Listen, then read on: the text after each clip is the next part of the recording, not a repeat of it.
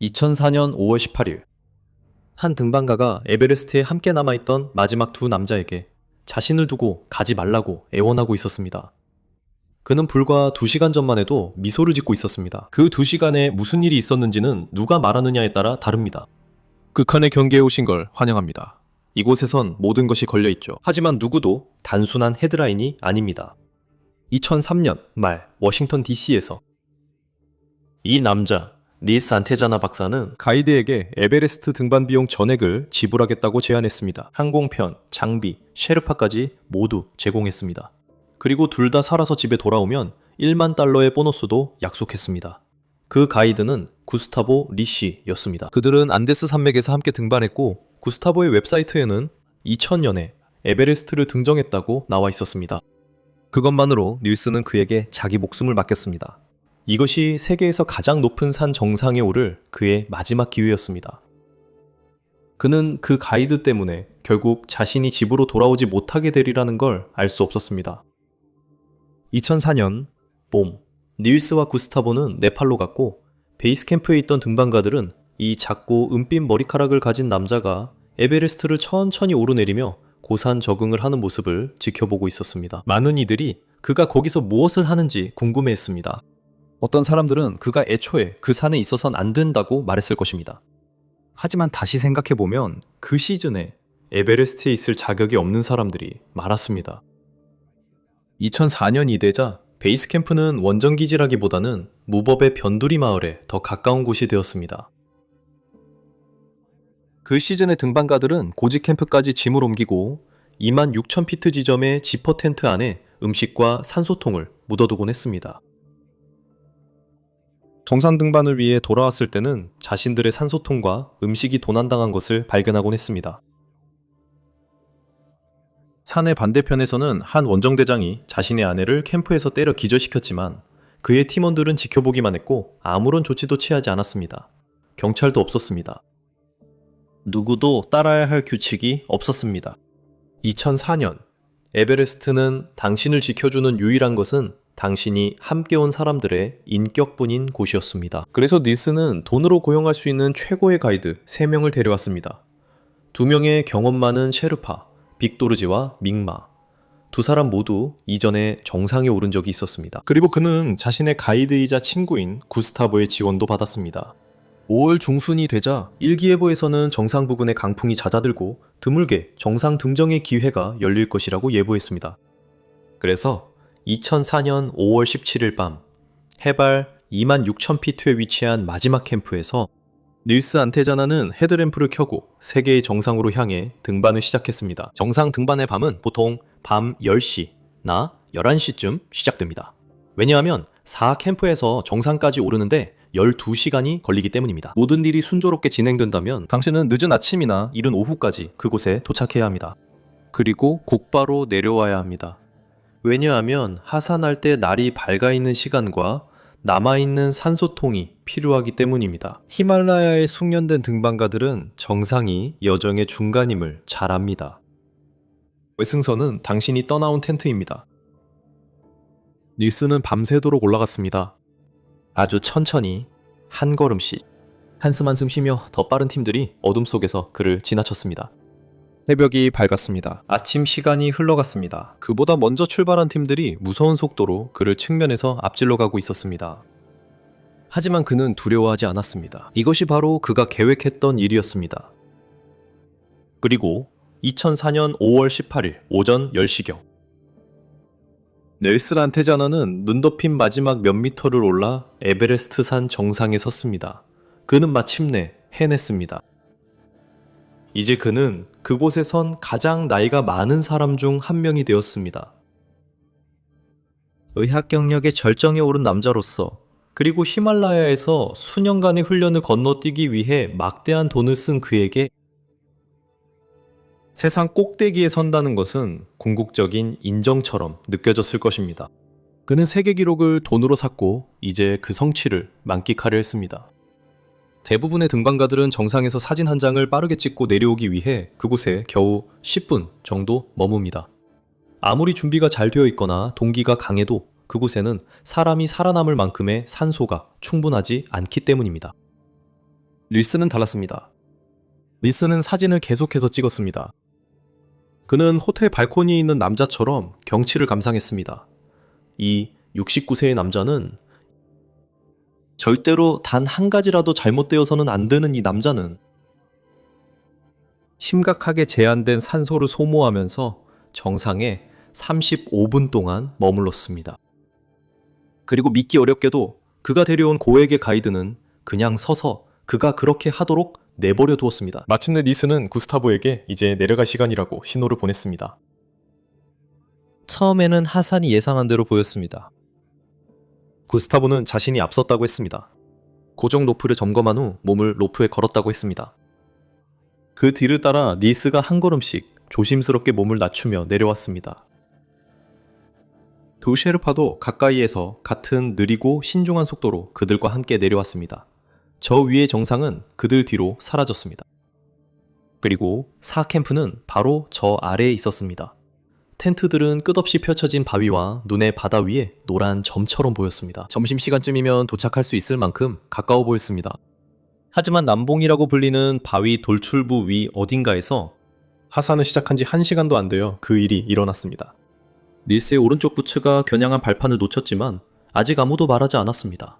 당황할 상황이 아니었기 때문입니다. 닐스가 피곤했을 수도 있어요. 물론 그는 그랬습니다. 그는 방금 지구에서 가장 높은 곳까지 거의 12시간 등반했으니까요. 하지만 이제 그는 몇 걸음마다 멈춰서 폴에 몸을 기대고 산소 마스크를 통해 깊게 숨을 들이쉬었습니다. 그리고 이제 그 멈춤의 시간이 점점 길어지고 있었습니다. 이제 그의 몸이 고정 로프를 따라 옆으로 흔들렸습니다. 마치 술에 취해 방향을 구분 못하는 사람 같았습니다. 빅도르지와 믹마가 그의 양쪽에서 다가왔습니다.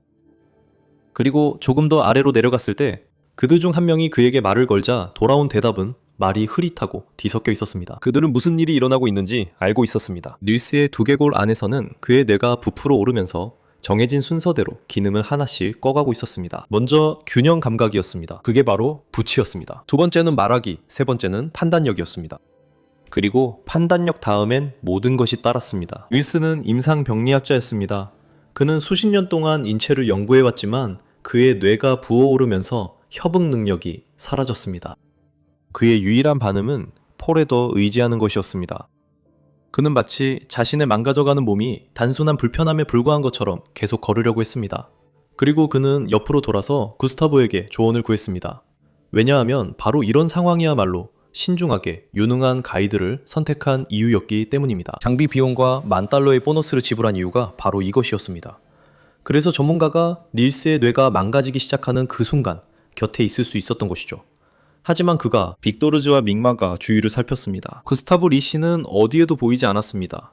그래서 두 셰르파가 가이드의 역할을 대신해 닐스를 양쪽에 두고 한 명씩 양옆에 서서 그를 산 아래로 데려가기 시작했습니다. 이들은 최선을 다하는 경험 없는 등반가들이 아니었습니다.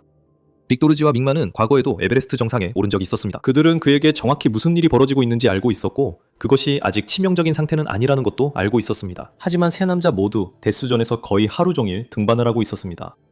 그들은 이미 지쳐 있었고 닐스를 돕는 데 쓰는 매 순간마다 그들 자신의 몸도 무너질 위험에 더 오래 노출되는 것이었습니다. 하지만 그들은 천천히 고통스럽게 나아가 해질 무렵에야 그들은 해발 약 27,500피트 지점에 있는 작은 방만한 크기의 넓은 장소에 도착했습니다.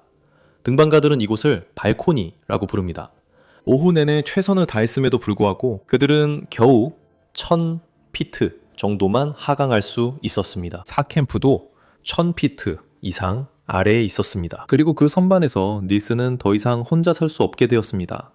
빅도르지와 믹마가 그를 여기까지 내려줘야 했습니다.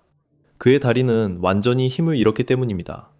그의 몸은 오랜 시간의 혹독한 등반 끝에 한계에 다다른 것이었습니다. 그리고 두 셰르파는 이제 끔찍한 결정을 내려야 했습니다. 그들은 닐스를 다음 구간으로 옮겨 내려갈 수 없었습니다. 발코니 아래에 길고 가파른 눈 경사가 있었기 때문입니다. 두 사람 모두 24시간 이상 등반 중이었습니다. 그들은 이미 극도로 거의 버티기 힘들 만큼 지쳐 있었습니다. 영하 40도의 야외에서 닐스와 함께 밤을 보내는 것은 또 그 선반 위에 한 명이 아니라 세 사람이 있게 된다는 뜻이었습니다. 그것이 선택지였습니다. 세 번째 선택지는 없었습니다. 왜냐하면 세 번째 선택지를 만들어야 할 사람이 어디에도 보이지 않았기 때문입니다. 그래서 그들은 할 수 있는 일을 했습니다. 그들은 닐스를 눈 위에 똑바로 앉혔고 그의 등을 경사면에 기대게 했습니다. 그들은 산소통을 그의 옆 얼음에 꽂아두었고 그의 손이 닿을 수 있을 만큼 가까이에 두었습니다. 희망은 휴식과 산소가 닐스에게 한 번 더 일어설 힘을 줄 수 있기를 바라는 것이었습니다. 고정 로프를 잡고 또한 스스로 산을 내려오길 바랐습니다. 그때쯤 닐스의 뇌는 이미 제대로 작동하지 않았습니다. 부종 때문에 닐스의 판단력이 이미 거의 사라졌을 겁니다. 하지만 완전히 명확하지 않아도 할 수 있는 일들이 있습니다. 그는 그들의 의도를 이해하고 있었습니다. 빅토르지의 말에 따르면 닐스는 손을 뻗어 그들의 다리를 붙잡았습니다. 그리고 그는 말했습니다. 이 산은 내 집이야. 나를 두고 가지 마. 잠시 동안 아무도 움직이지 않았습니다. 그때 믹마가 조심스럽게 몸을 뺐고 두 셰르파는 다시 고정 로프에 자신을 연결한 뒤 점점 짙어지는 어둠 속으로 사라졌습니다. 닐스는 해발 27,500피트에 혼자 남겨져 자신의 야망의 대가를 치르게 되었습니다. 2004년 5월 18일의 어느 시각인가 닐스 안테사나는 눈 위에 똑바로 앉은 채로 숨졌습니다. 그의 시신은 아직까지 발견되지 않았습니다. 이 이야기는 여기서 끝났어야 했습니다. 에베레스트 캠프 당국은 실제로 정식 사망 조사를 하지 않기 때문입니다. 베이스 캠프에는 경찰서가 없습니다. 그곳엔 어떤 법정도 없습니다. 등반가가 높은 곳에서 죽으면 시즌은 계속되고 기록에는 한 줄이 더 추가됩니다. 고도, 하산, 그리고 시신 미수습.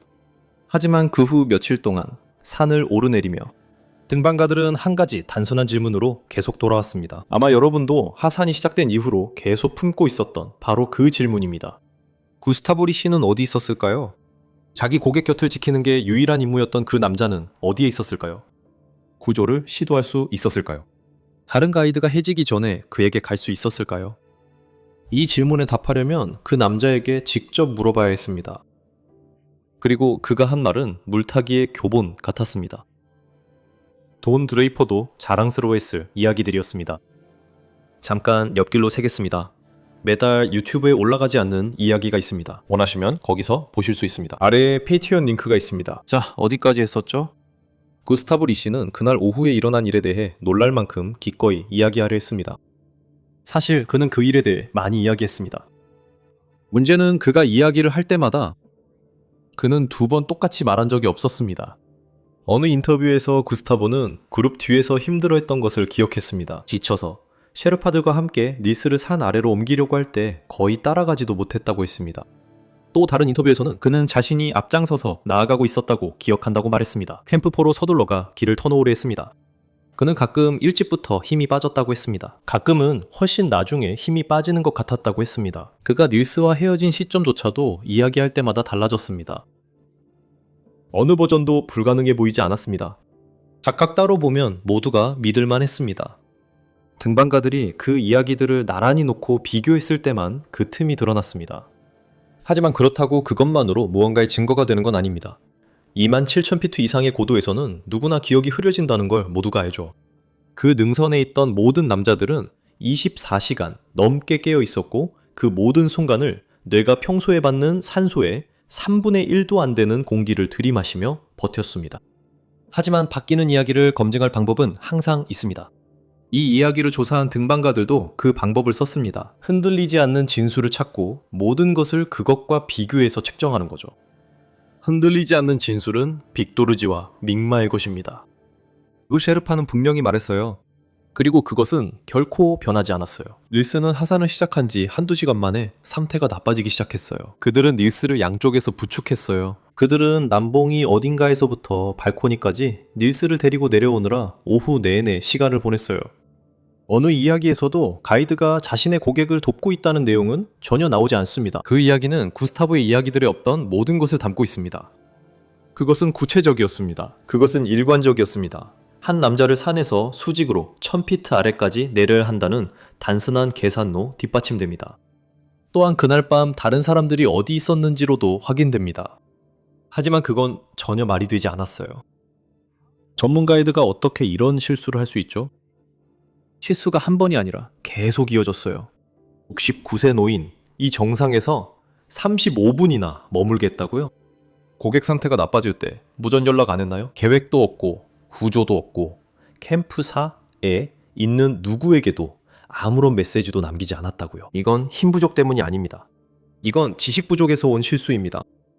평범한 사람들도 그냥 알고 있는 그런 것들입니다. 잠깐만요. 구스타보 리씨가 누구였죠? 등반 전에 아무도 생각하지 못했던 질문이었죠. 그 남자는 가이드 회사를 운영했고 안데스 원정으로 가득한 웹사이트도 있었으니까요. 그리고 그의 이력서 맨 위에는 에베레스트를 2000년에 등정했다는 경력이 적혀 있었죠. 하지만 이제 의문이 제기되기 시작했죠. 그리고 다행히도 에베레스트는 거짓말을 하기가 정말 어려운 곳입니다. 왜냐하면 이곳은 지구상에서 가장 많이 기록된 장소 중 하나이기 때문이죠. 그래서 등반가들이 2000년 정상 등반 시즌 기록에서 구스타보 리씨를 찾아봤을 때 그들은 증거를 볼 거라 기대했습니다. 그들은 아무것도 찾지 못했습니다. 하지만 상황은 더 나빠집니다. 에베레스트 정상 등정의 증거는 정상에서 찍은 사진이기 때문입니다. 그것이 바로 모든 의뢰인이 고용하기 전에 보고 싶어하는 최고의 증거입니다. 구스타보도 사진을 갖고 있었습니다. 그는 2000년에 세상의 꼭대기에 선 자신의 이 사진을 수년 동안 보여주고 있었습니다. 하지만 이제 실제로 2000년에 에베레스트에 올랐던 등반가들이 그 사진을 자세히 들여다보았을 때 그들은 거기서 있어선 안 될 것을 발견했습니다. 왜냐하면 그것은 실제로 2000년에 세계의 정상에 섰던 또 다른 등반가의 것이었기 때문입니다. 그는 정상에서 찍은 사진들을 가지고 내려왔습니다. 그리고 그 사진들이 어쩌다 구스타보 리씨의 손에 들어가서 4년 동안 자신의 것인 양 내세워졌던 것입니다. 구스타보의 사업의 핵심에 있던 증거를 보여달라고 요청한 모든 고객과의 거래를 성사시킨 그 사진이었습니다. 그 사진은 구스타보가 했다고 주장만 했던 일을 실제로 해낸 남자에게서 훔친 것이었습니다. 알고 보니 구스타보는 2000년 시즌에 실제로 에베레스트 정상에 오른 적이 없었습니다. 그는 대신 고통스럽게도 정상에 거의 다다랐을 뿐이었습니다. 정상까지 약 200m를 남기고 어쩔 수 없이 돌아섰습니다. 거기서 돌아서는 건 부끄러운 일이 아닙니다. 정직한 사람들은 어디서 돌아서야 했는지 보고합니다. 그리고 그 대가는 자존심과 허영심뿐입니다. 그것이 구스타보 리씨가 치를 수 없었던 유일한 대가였습니다. 그는 평생 단 한 번뿐인 에베레스트 원정을 마치고 돌아왔습니다. 타인의 등정 기록을 자기 것처럼 웹사이트에 올렸습니다. 그 후 사진 속 남자와 등반한다며 고객에게 돈을 받기 시작했습니다. 그래서 닐스가 자신이 오르고 싶었던 바로 그 산에 올랐고 아무 문제 없이 돌아왔다고 생각했던 친구이자 전문가는 사실 그 어떤 것도 하지 않았던 겁니다. 닐스가 알고 있었던 경험의 격차는 그가 격차를 메우려고 많은 돈을 쓴 차이는 똑같은 격차를 가진 또 다른 남자에 의해 메워지고 있었다. 구스타보 리씨가 그 거래에 동의했을 때 그는 일부러 죽음의 지대로 다시 들어가고 있었고 돈을 내는 고객이 자신을 다시 한번 자신을 망신시켰던 정상으로 데려가게 하려는 것이었습니다. 그리고 닐스는 전혀 몰랐습니다. 그는 자신의 나이를 보완해줄 경험을 산다고 생각했습니다. 대신 그는 자신도 모르게 그 경험을 거짓말로 쌓아온 사람의 손에 자신의 생명을 맡기게 되었습니다. 그날 그곳에서 내린 결정에 영향이 있었는지는 오직 구스타보 리씨만만이 답할 수 있습니다. 그렇게 하려면 얼마나 자만해야 할지 상상되나요?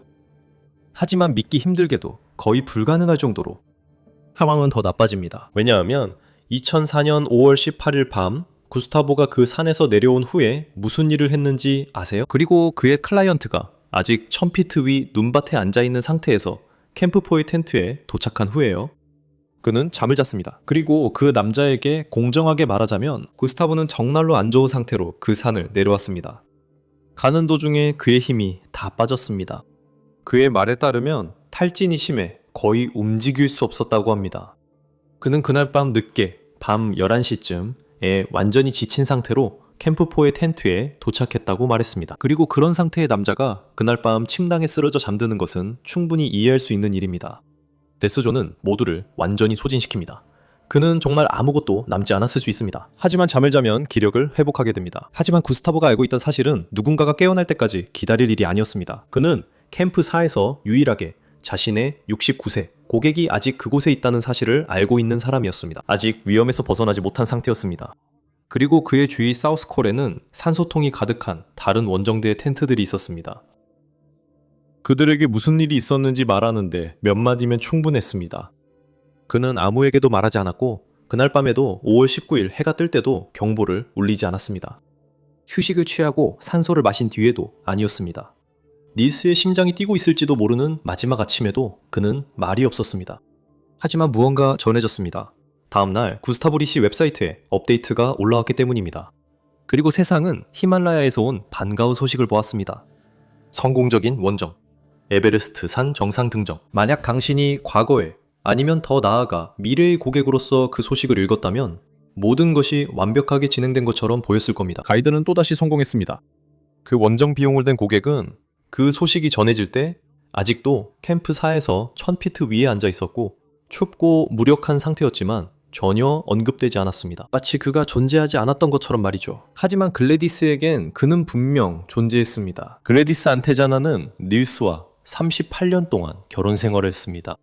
그리고 38년 동안 1과 2산 이전에 마주한 모든 산을 함께 오르며 그들은 닐스가 위험한 일을 하기로 약속했어요. 그리고 그가 안전해지는 순간 전화벨이 울렸죠. 닐스는 그 약속을 한 번도 어긴 적이 없었어요. 거의 40년 동안 단 한 번도요. 그 주에 글래디스는 볼티모어의 병원 침대에서 작은 수술을 받고 회복 중이었어요. 그래서 5월 18일 그녀는 침대에 누워 머릿속으로 시차를 계산했어요. 그가 아침이 정상에 올랐다면 저녁엔 캠프로 돌아올 거라 생각했죠. 그 말은 곧 그가 전화를 해야 한다는 뜻이었어요. 그러고 나서 18일이 끝나고 19일이 지나갔어요. 정상 등정 이틀 후에야 마침내 전화가 왔는데 수화기 너머의 목소리는 남편의 목소리가 아니었어요. 그것은 남편이 세계의 정상에 올랐다고 말해주는 강하고 거친 목소리였어요. 그곳에서 남편은 정말 행복해했다고. 그러나 내려오는 길에 무언가 잘못됐다고 닐스는 결국 캠프로 돌아오지 못했대요. 그 목소리는 그가 세상을 떠났다고 했어요. 그리고 같은 통화에서 그는 이렇게 물었어요. 남편 물건 어디로 보내냐고 물었어요. 그게 글래디스가 가진 전부였어요. 시신도 납득할 설명도 없었어요. 결국 깨져버린 약속만이 남았죠.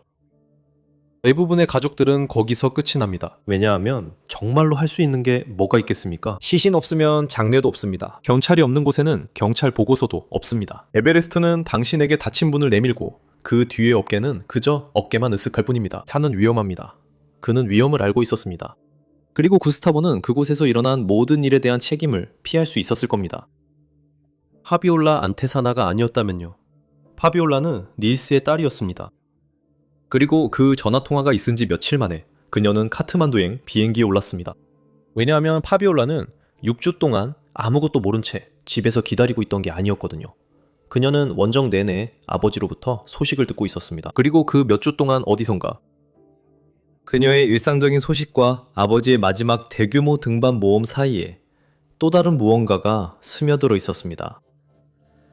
닐스와 구스타보 사이의 일은 원래 가야 할 방향으로 흘러가지 않고 있었습니다. 그리고 그녀의 아버지는 계속해서 그녀에게 소식을 전해주었습니다. 이제 그 자체로는 거의 아무 의미도 없었습니다. 고객과 가이드는 모든 긴 원정 동안 서로 신경전을 벌입니다. 그건 원정을 포기할 만한 일은 아니었습니다. 하지만 그 일은 다음에 벌어진 일을 이해하는데 결정적이었습니다. 왜냐하면 그 위로의 전화가 마침내 글래디스에게 걸려왔을 때 지부상의 모든 다른 사람들은 그저 등산 비극으로 들렸습니다. 파비올라는 전혀 다른 이야기를 듣고 있었습니다. 특히 그녀의 아버지와 문제가 있었던 가이드가 바로 그와 함께 내려오지 않고 이틀 동안 소식을 알리지 않은 같은 가이드였기 때문에 그리고 지금은 이상하게도 그의 물건을 붙이려고 서두르고 있었습니다. 그래서 그녀는 그 일을 그대로 넘길 생각이 없었습니다. 그녀는 무슨 일이 있었는지 알아야 했습니다.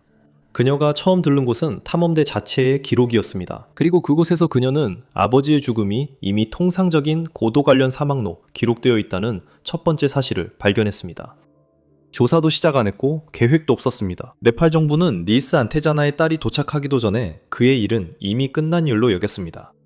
그래서 그녀는 사람들을 찾아갔습니다. 그녀는 그 시즌 산에 있던 사람들을 추적하기 시작했습니다. 하지만 시즌이 끝나고 목격자들은 12개 나라로 흩어지고 있었습니다.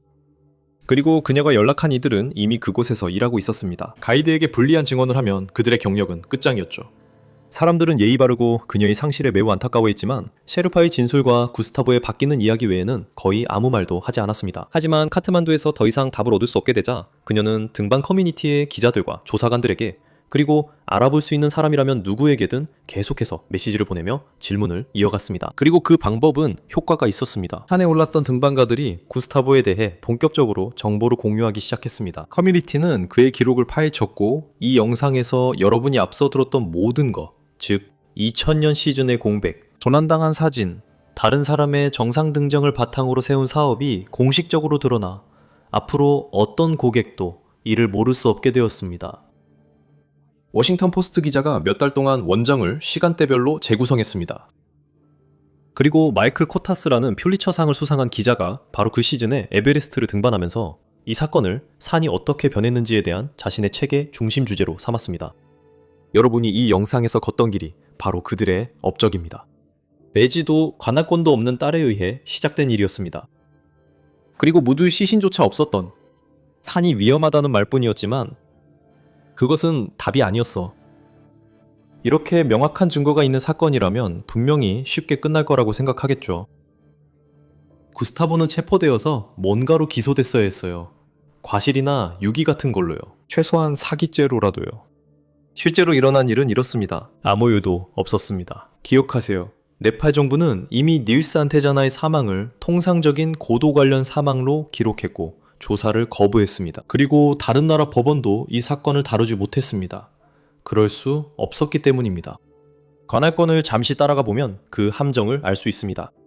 가이드는 아르헨티나 사람이었습니다. 고객은 미국인이었습니다. 그 죽음은 네팔에서 해발 27,500피트에서 일어났으며 그곳은 어떤 조사관도 결코 서지 않을 곳입니다. 그곳은 증거가 아무도 쉽게 닿을 수 없는 능선에 얼어붙어 있는 곳입니다.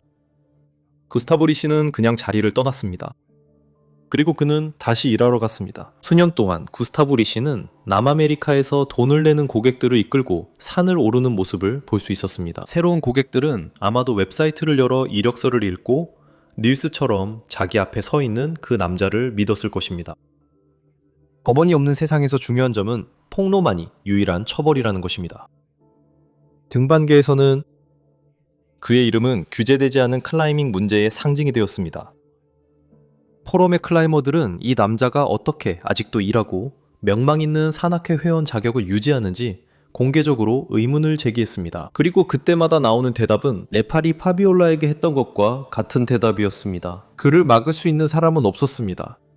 고산 가이드 업계에서는 고객이 직접 알아보는 것 말고는 별도의 검증이 없습니다. 그리고 고객들은 등반 포럼을 읽지 않습니다. 그들은 웹사이트를 읽습니다. 구스타보 리 씨를 처벌하지 못한 그 시스템이 애초에 그가 가이드로 일하도록 허용한 바로 그 시스템입니다. 그 시스템은 한 번도 바뀌지 않았습니다. 그리고 안테사나 가족이 직접 그를 대면했을 때 구스타보 리 씨는 이 모든 참사에 대해 가장 터무니없는 말 중 하나를 했습니다.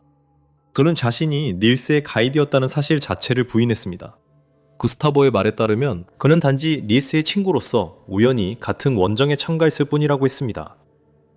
닐스가 목숨을 맡기기 위해 지구 반바퀴를 날아가 만난 그 남자는 나중에 자신은 결코 그의 가이드가 아니었다고 주장했습니다.